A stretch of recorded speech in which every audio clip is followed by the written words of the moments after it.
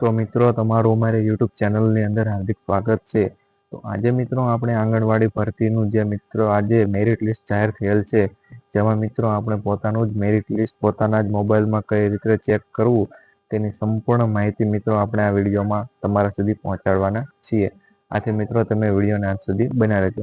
જો મિત્રો તમે અમારી ચેનલ પર નવા હોય તો ચેનલને સબસ્ક્રાઇબ કરવાનું અને વિડીયોને તાજા મિત્રો સુધી શેર કરવાનું ભૂલતા નહીં, જેથી કરીને બધા જ મિત્રોને આવી સચોટ અને સાચી માહિતી મળી રહે. તો ચાલો મિત્રો આપણે વિડીયોની શરૂઆત કરી દઈએ. તો સૌપ્રથમ વાર મિત્રો આપણે ગૂગલ અથવા ક્રોમ બ્રાઉઝરમાં જઈ EHRMS લખવાનું રહેશે. ત્યારબાદ મિત્રો નીચે ઓફિશિયલ વેબસાઇટ ખોલી જશે, જેમાં મિત્રો આપણે ક્લિક કરવાનું રહેશે. ત્યારબાદ મિત્રો આપણે નીચે જતા આપણે રિક્વાયરમેન્ટ પર ક્લિક કરીશું, જેમાં મિત્રો આપણે મેરિટ જોવા માટે મિત્રો આપણે મેરિટ પર ક્લિક કરીશું.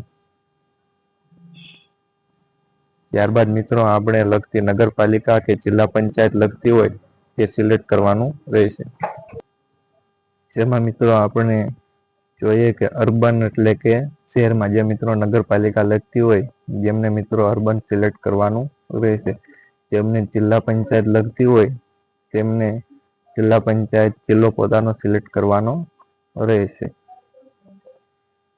ત્યારબાદ મિત્રો સિલેક્ટ કર્યા બાદ મિત્રો આપણે નીચે પોસ્ટમાં સિલેક્ટ કરીશું, જેમાં મિત્રો જો તમે હેલ્પરમાં ફોર્મ ભરેલું હોય તો AWH પર ક્લિક કરવાનું રહેશે, અને જો મિત્રો તમે વર્કરમાં ફોર્મ ભરેલું હોય તો AWW પર ક્લિક કરવાનું રહેશે.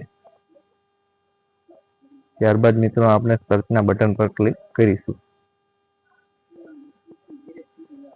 જેમાં મિત્રો ક્લિક કર્યા બાદ મિત્રો આપણને નીચે તાલુકો, ગામ,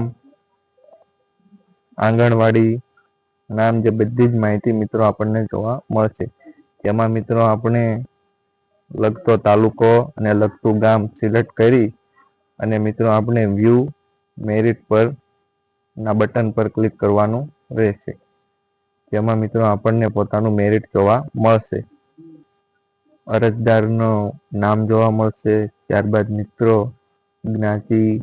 જ્ઞાતિનો સ્કોર, ત્યારબાદ મિત્રો શૈક્ષણિક સ્કોર, કુલ મેરિટ સ્કોર, ત્યારબાદ મિત્રો પ્રથમ નંબરનું નામ, વેઇટિંગ નામ 1, વેઇટિંગ નામ 2, આવી રીતે મિત્રો જોવા મળશે.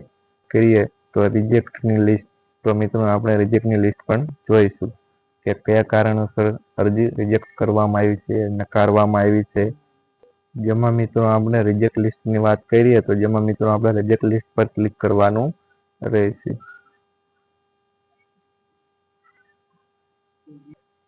ત્યારબાદ મિત્રો આપણે રિજેક્ટ લિસ્ટ એટલે કે રિજેક્ટ થયેલા ફોર્મની માહિતી આપણને મિત્રો અહીંથી મળી રહેશે, જેમાં મિત્રો કયા કારણસર આપણું ભરેલ અરજી ફોર્મ રિજેક્ટ કરવામાં આવ્યું છે એટલે કે નકારવામાં આવ્યું છે, જેના મિત્રો આપણે કારણ પર જોઈ શકીએ છીએ.